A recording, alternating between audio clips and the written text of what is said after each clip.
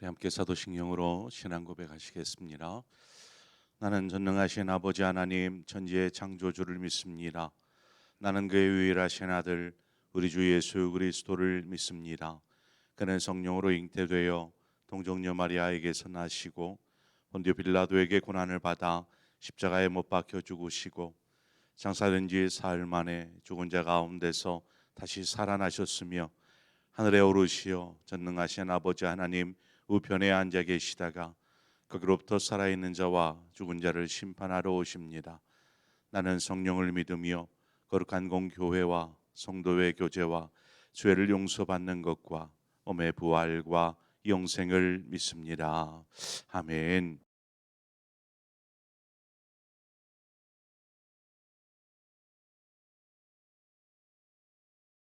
우리 함께 찬송가 64장 기뻐하며 경배하세. 찬송가 64장을 우리 함께 찬송하도록 하겠습니다. 찬송가 64장입니다.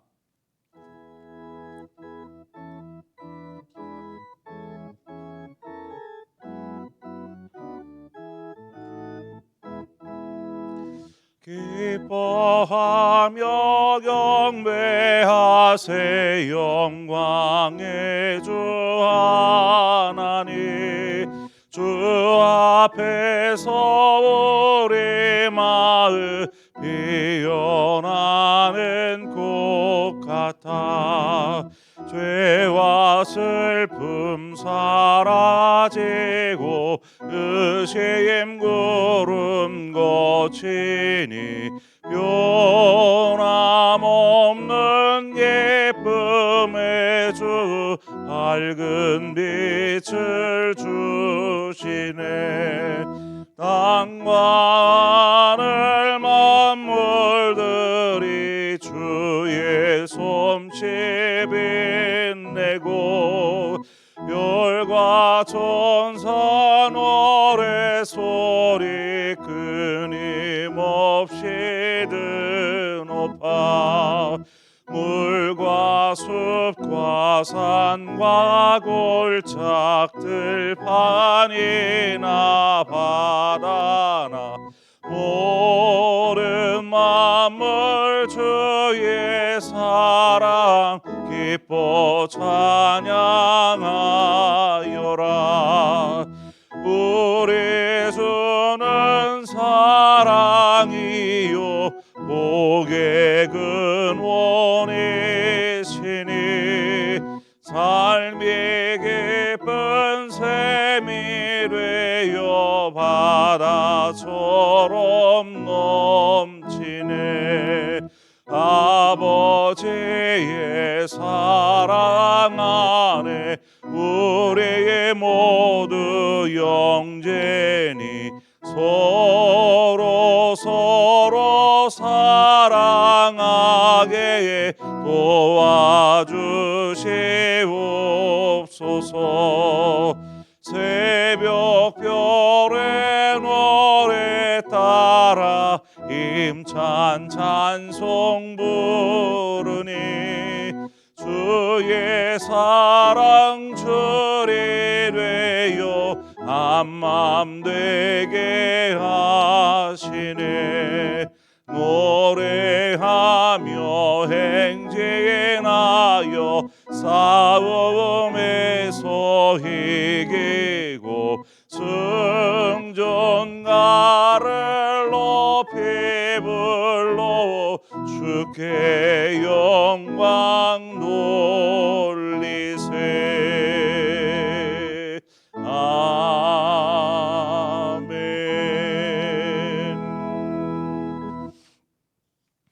하나님 말씀 보겠습니다. 사무엘하 26장 20절에서 마지막 23절의 말씀입니다.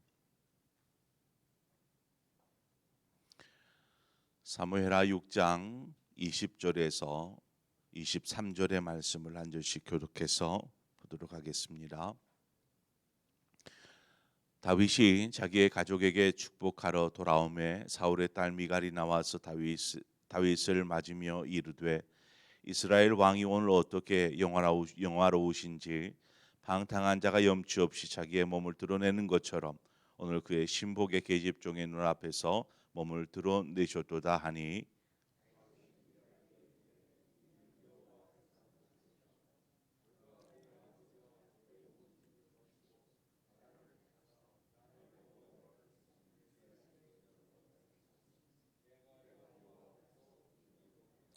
내가 이보다 더 낮아져서 스스로 천하게 보일지라도 내가 말한 바 계집종에게는 내가 높임을 받으리라 한지라.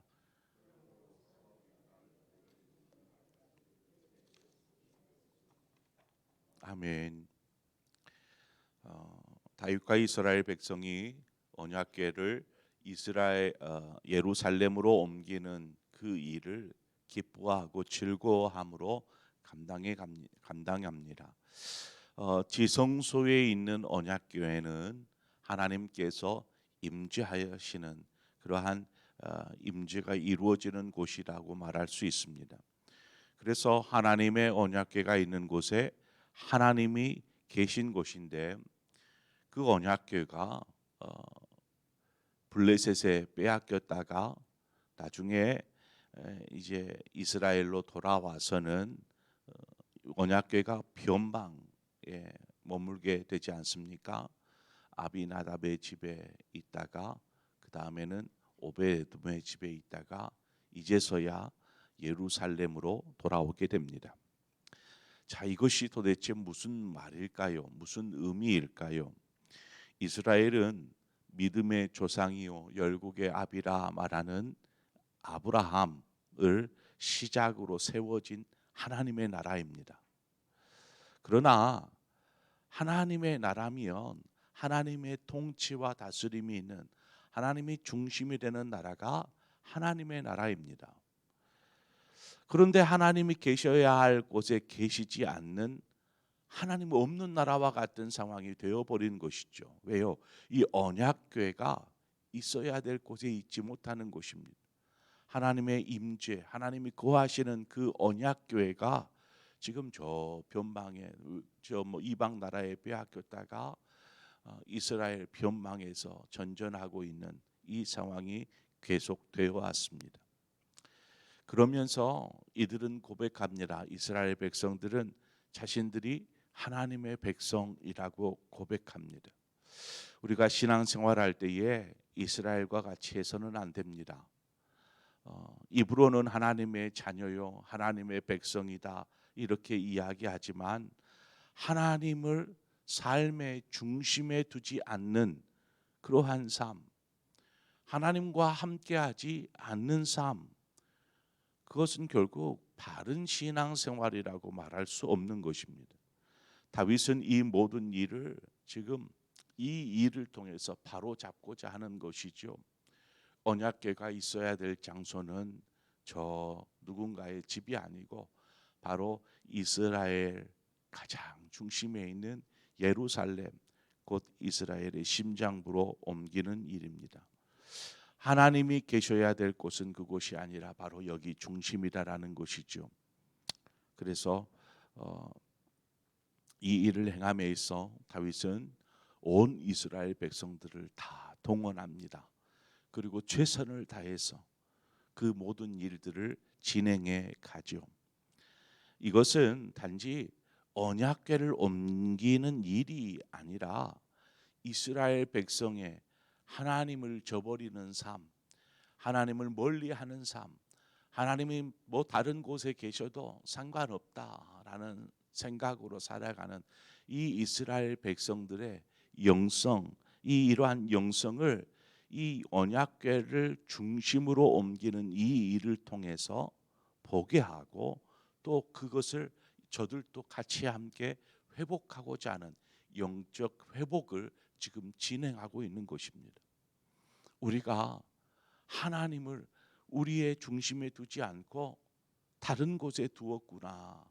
필요할 때만 찾으려고 하고 필요할 때만 부르려고 하고 정작 우리의 삶의 중심에 되어 우리의 삶을 이끄시고 다스리도록 하지 않았구나라는 것들을 깨닫게 하는 장면이다라는 것입니다. 저는 새벽에 다윗을 묵상하면서 이것이 목회자가 해야 될 일이구나라는 생각들을 하게 됩니다. 그렇게 언약궤를 이제 예루살렘 다윗성으로 옮기는 모든 일을 마친 후에 다윗은 모인 백성들을 축복하고 그다음에 이제 돌려보내게 되죠. 그리고 집으로 돌아옵니다. 오늘 본문에 보니까 가족들을 축복하기 위해 이렇게 되어 있습니다. 가족을 축복하는 것이죠. 백성들을 축복할 뿐만 아니라 자신의 가족을 축복하기 위해 집으로 돌아옵니다. 그때에 미갈이 다윗을 맞이하며 말하기를, 이스라엘 왕이 오늘 어떻게 영화로우신 방탕자가 염치 없이 자기의 몸을 드러낸 것처럼 오늘 그의 신복의 계집종의 눈앞에서 몸을 드러내셨도다.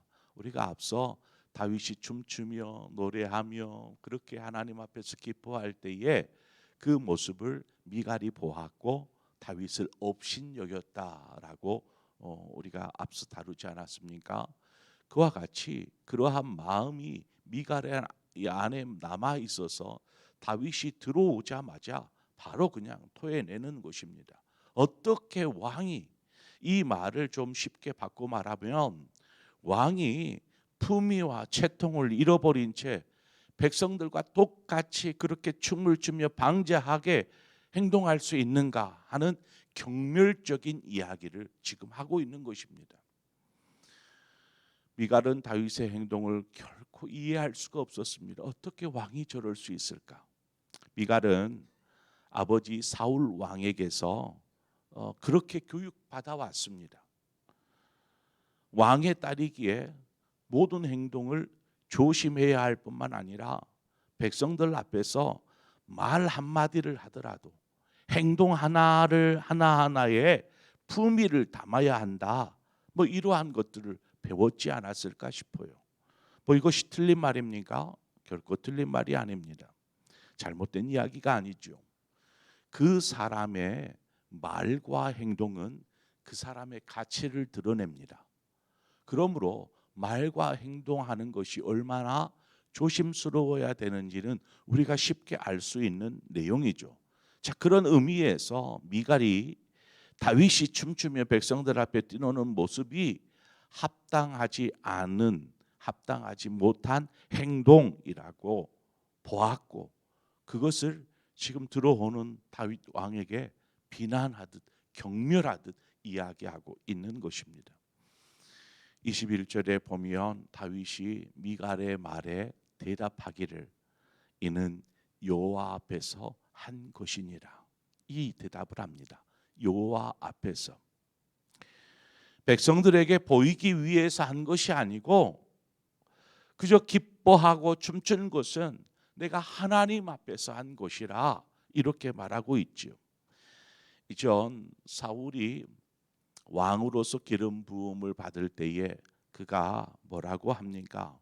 자신은 이스라엘 백성 가운데 가장 작은 지파인 베냐민 지파 사람이요, 그 중에서도 집안들 중에 보면 가장 미약한 지파, 그러한 지파의 가족 중에 태어난 가장 미약한 사람이 아닙니까? 라고 고백하는 모습을 우리는 보았습니다. 사울의 그 하나님, 그 사무엘의 기름 부으려고 하는 그 순간에 나는 너무나 부족한 사람입니다. 나 같은 사람이 어찌 이스라엘을 통치하고 다스린 왕이 될 수 있습니까? 저는 못합니다. 라고 겸손하게 고백했었던 사람이 바로 사울입니다. 하나님은 그런 사울을 이스라엘의 왕이 되게 하셨지요. 다윗도 마찬가지이지 않습니까? 그죠? 뭐 장래가 촉망되는 사람, 뭐 그런 사람이 아니라 다윗은 그저 한낱 목동이었습니다. 들판을 배회하며 양을 돌보고 치는 목동. 그가 자라서도 계속 양을 치고 돌보는 사람으로 그렇게 그는 커갈 것입니다. 그러한 목동이었던 한 소년에게 하나님은 기름을 부으시고 뿐만 아니라 이후에 그를 훈련시키시고 또한 하나님께서 필요를 공급하여 주시며 그렇게 이스라엘의 왕이 되게 하셨습니다. 그렇게 왕이 되게 하신 분이 여호와 하나님이십니다. 그러한 하나님 앞에서 다윗은 고백하기를, 나는 정말 볼품없는 사람이었지만 지금 왕이 되었다. 왕이 되었으니까 이제 좀 무게도 좀 잡고 목에 힘도 좀 주고 좀 그럴싸한 모습으로 보여줄까? 아니라 나는 하나님 앞에서 여전히 그 어린 낮은 목동과 같고 그냥 한낱 비천한 인간에 지나지 않다. 그래서 내가 하나님 앞에 기뻐하고 즐거워하는 것은 사람들 앞에 추하고 그러한 모습으로 보일지라도 나는 괜찮다라는 것입니다. 다윗의 겸손함이 그대로 드러납니다. 여러분, 하나님 앞에서 겸손해야 합니다. 하나님 앞에서. 하나님은 겸손한 자를 사용하십니다. 우리가 하나님의 자녀가 된 것이 무엇 때문입니까? 어떻게 하나님의 자녀가 되었습니까? 하나님의 자녀가 되기 이전에 우리의 삶은 어떤 삶이었습니까? 우리가 잘나서도 아니고 우리의 삶이 그래 구원 얻을 만한 삶이었어도 아닙니다. 죄악의 때가 덕지덕지 묻어있던 그러한 삶을 살아왔던 우리였고 또 저 영원한 멸망으로 그 벼랑 끝으로 달리는 인생에 지나지 않았지만 예수 그리스도를 이 땅에 보내시고 또 그 예수 그리스도를 나의 구주로 영접하여 믿음으로 하나님께서 그 믿음을 보시고 우리를 구원하여 주시고 하나님의 자녀 삼아 주시지 않았습니까? 이것이 하나님의 은혜이고 하나님의 도서한 선물인 것입니다. 우리가 때론 거룩한 척 하려고 합니다. 목사들이 성경책을 이렇게 가슴에 품고 지나갈 때마다 이렇게 다니잖아요. 그러면 거룩하게 보입니까? 목사들이 그렇게 가슴에 성경책을 품고 이렇게 길거리를 다니거나 교회에서 움직이면 거룩하게 보입니까? 정말 말씀을 귀하게 여기며 사랑해서 그렇게 품고 있는 것이라면 뭐 그럴 수 있다라고 보입니다. 그러나 이것을 좀 목사이기에 좀 거룩한 척 보이려고 성도들이 보니까 이렇게 하고 다닌다라는 것. 미갈은 사람들에게 이처럼 보여지는 이미지 관리에 신경 쓰고 있었지만 다윗은 이러한 이미지 뭔가 하는 척하는 모습이 아니라 그저 하나님 앞에서 어린 아이와 같이 그냥 그 마음 그대로 나아가고 있었던 것입니다. 마태복음 23장 12절에 누구든지 자기를 높이는 자는 낮아지고 누구든지 자기를 낮추는 자는 높아지리라 주님이 말씀하십니다. 주님은 이 땅에 오실 때에 뭔가 섬김을 받으려고 오시지 않았습니다. 섬김을 받으려 함이 아니라 도리어 섬기려 하고, 여러분 그 하늘 보좌를 버리시고 이 땅에 오신 주님, 그 주님이 비천한 우리를 섬기려고 오셨다라고 성경은 이야기합니다. 그러므로 우리 역시 낮아지고 낮아져서 다른 사람을 섬기는 사람이 되어야 합니다. 종이 주인 앞에 어떻게 합니까? 그 발 아래 무릎을 꿇습니다. 그리고 이 주인이 하는 말을 듣고 예 하고 가서 그 일을 행합니다. 섬긴다라는 것은 그와 같습니다. 우리가 하나님을 섬기는 것입니다. 사람을 섬기는 것이 아니고 하나님을 섬기는 것. 하나님 앞에서 겸손히 낮추고 다윗처럼 그렇게 행하니까 하나님께서 그 다윗의 삶을 책임지시지 않습니까? 사람 앞에서는 조금 더 힘 좀 주고, 이것이 미갈의 모습이었습니다. 우리 역시 주님을 본받아서 가장 낮은 자리에서 하나님을 사랑하고 섬길 때에 하나님께서 우리를 높이 세워주실 줄 믿습니다. 우리가 그것을 분명하게 믿고 따른다라면, 그것이 바른 신앙생활이라고 우리가 믿는다라면 오늘 다윗처럼 어린아이와 같은 마음으로, 순전한 마음으로, 또 낮고 낮은 겸손한 마음으로 하나님을 섬기며 또 옆에 있는 이웃들과 또 성도들을 섬겨 나아가는 저와 여러분의 삶이 되어지기를 주님의 이름으로 축원을 드립니다. 기도하겠습니다. 좋으신 하나님 아버지, 이 새벽에 우리를 불러주신 것을 감사합니다. 하나님, 우리가 어떻게 하나님의 자녀가 되었습니까? 하나님의 구원받은 하나님의 백성 된 것이 얼마나 큰 은혜인지를 우리가 분명하게 기억하고 있다라면 그 은혜를 매일같이 곱씹으며 또한 주시는 은혜에 감사하며 하루하루를 살게 하여 주옵소서. 그 은혜를 생각하니 하나님 앞에 겸손할 수밖에 없고 또한 많은 사람들을 섬기며 나아갈 수밖에 없는 삶인 것을 우리가 압니다. 그러나 어느 순간에부턴가 우리가 교만해지고 겉으로 드러나는 모습으로만 사람들에게 평가받으려고 하는 어리석은 미과가 같은 삶을 살고 있지는 않습니까? 하나님, 우리가 사람들 앞에 보이기 위해서 하는 것 아니요, 하나님 앞에서 하나님을 중심에 둔 하나님의 자녀로서 행하는 일이기에 늘 언제나 겸손하고 자신을 낮추며 섬기는 삶을 살 수 있도록 인도하여 주시옵소서. 그러한 우리를 하나님께서 세우시고 또한 우리의 삶을 통해서 영광 받으실 줄 믿습니다. 이처럼 하나님이 기뻐하시는 하나님의 자녀, 하나님의 백성 되게 하여 주옵소서. 예수님의 이름으로 기도합니다. 아멘. 네, 오늘 시간 말씀을 생각하시면서 하나님께서 주신, 여러분에게 주신 어떤 말씀이 있다라면 그 말씀을 붙잡고 더불어서 함께 기도하기를 원합니다. 그리고 내일부터 토요일까지 우리 청년부 수련회가 진행이 됩니다.